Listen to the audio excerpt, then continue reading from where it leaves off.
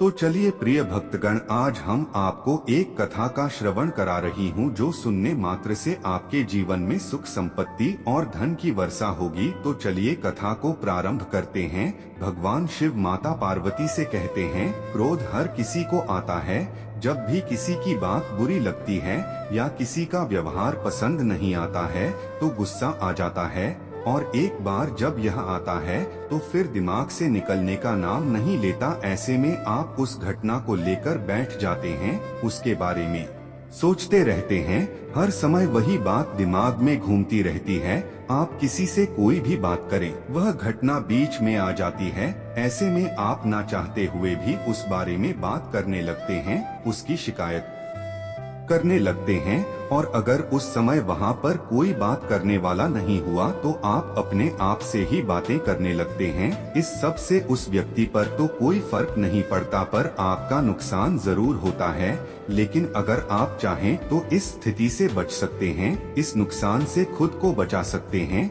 तब माता पार्वती कहती है, कैसे? फिर भगवान शिव कहते हैं, आइए आपको इस कहानी के जरिए आपको बताता हूँ। अगर आप यह कहानी सुन रहे हैं तो पूरा सुनिए, इस कथा को आधा अधूरा छोड़कर जाने की गलती मत करिएगा, क्योंकि इस पवित्र कथा को पूरा सुनने से मनचाहा फल की प्राप्ति होगी। इसलिए इस कथा को पूरा सुने। आप शिव भक्त हैं तो भोलेनाथ का अनादर ना करें। एक बार की बात है, एक गांव में संत का प्रवचन चल रहा था। वे कह रहे थे, जब हम क्रोधित होते हैं तो दूसरों को नुकसान पहुंचाने की कोशिश करते हैं, लेकिन उस समय हम इतने आवेशित हो जाते हैं कि हमारी सोचने समझने की ताकत समाप्त हो जाती है। इसलिए क्रोध में हम सही निर्णय नहीं ले पाते और अपना ही नुकसान कर बैठते हैं। संत की उस सभा में एक गुस्सैल स्वभाव का व्यक्ति भी शामिल था। उसे बात बात पर गुस्सा आ जाता था। आज भी वह अपने परिवार वालों से झगड़ कर आया था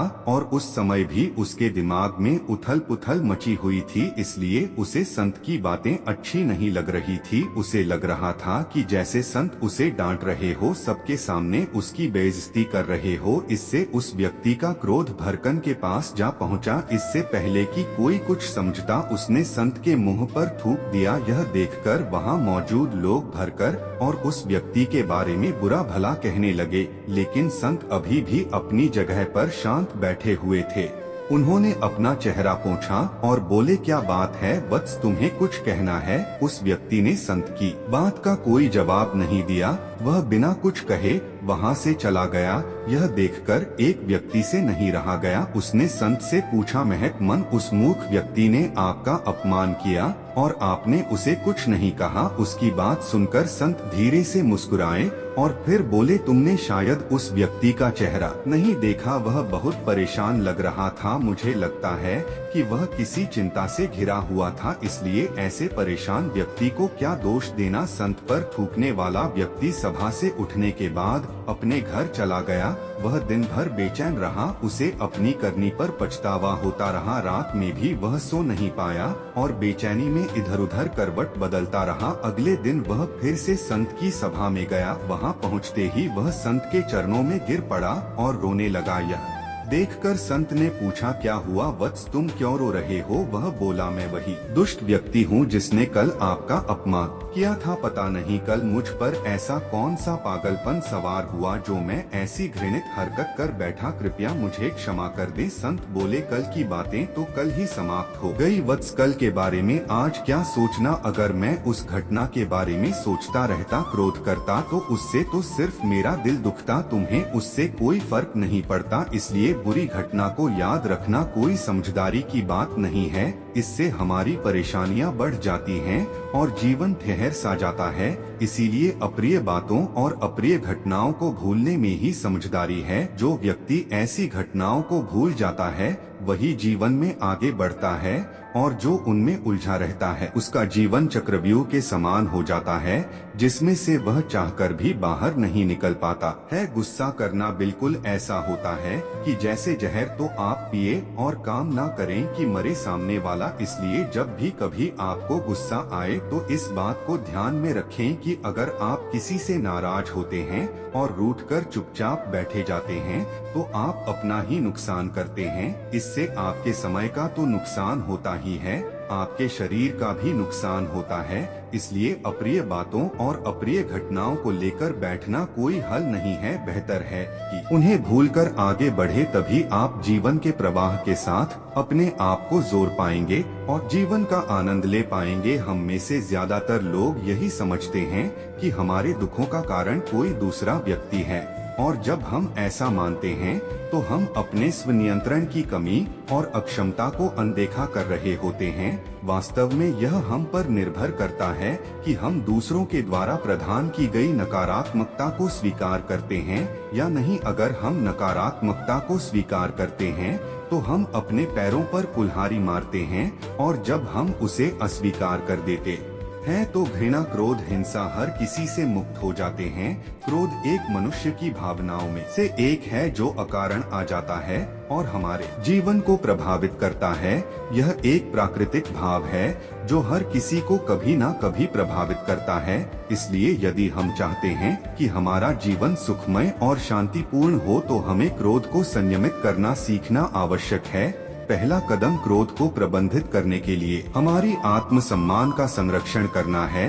जब हम क्रोधित होते हैं तो हम अपने वश में नहीं रहते हैं और अपनी बुद्धि का उपयोग नहीं कर पाते हैं। इसलिए हमें अपने मन को संयमित करने के लिए प्रयास करना चाहिए और खुद को स्वीकार करना चाहिए। हमें अपने दोषों और कमजोरियों को मान्यता देनी चाहिए और स्वयं को स्वीकारने की क्षमता विकसित करनी चाहिए। इससे हमारी आत्मसम्मान और आत्मविश्वास मजबूत होगा और हम अपने आप को समय समय पर क्रोध के प्रभाव से बचा सकेंगे। दूसरा महत्वपूर्ण कदम है क्रोध के प्रतिस्पर्धी भावनाओं का समझना और संवेदनशीलता विकसित करना। हमें समझना चाहिए कि लोग अपने विचारों और भावनाओं के लिए जितने ही उत्तरदायी हैं, हम भी वैसे ही उत्तरदायी हैं। अपने मन की सुख दुख की उत्पत्ति को समझने के लिए हमें दूसरों की संवेदनशीलता और उनके परिस्थितियों की समझ करनी चाहिए। यह हमें क्रोध के संबंध में सहानुभूति विकसित करने में मदद करेगा और हमें अपने मन को शांत रखने में सक्षम बनाएगा। तीसरा कदम है उचित संघर्ष करना। क्रोध के समय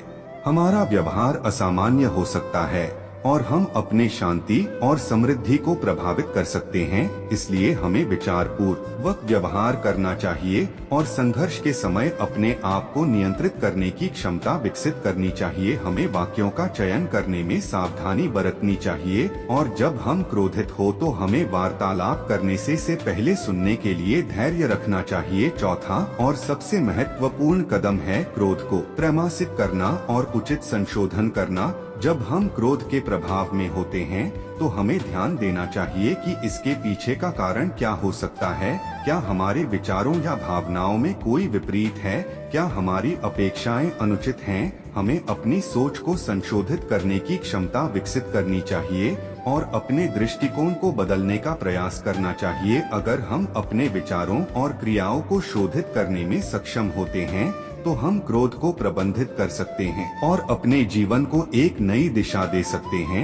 इस प्रकार संत ने क्रोध को प्रबंधित करने के लिए उस व्यक्ति को कई मार्गदर्शन दिए हैं। उनके उपदेशों के आधार पर वह व्यक्ति आत्मसम्मान का संरक्षण करना, संवेदनशीलता विकसित करना, उचित संघर्ष करना और उचित संशोधन करना चाहिए। यदि इन मार्गदर्शनों का हम पालन करते हैं तो हम अपने क्रोध को संयमित कर सकते हैं और एक शांतिपूर्ण, सुखी और समृद्ध जीवन जी सकते हैं। इतना कहते हुए वह व्यक्ति वहां से चला जाता है और भगवान शिव इस कहानी को समाप्त करते हैं। इस वीडियो को बोलते समय कोई त्रुटि हो तो मैं क्षमा चाहती हूँ। उम्मीद है आप सभी को यह वीडियो अच्छी लगी होगी। अगर आप शिव के सच्चे भक्त हैं तो चैनल को सब्सक्राइब और वीडियो को लाइक करके कमेंट में हर हर महादेव लिख दीजिए।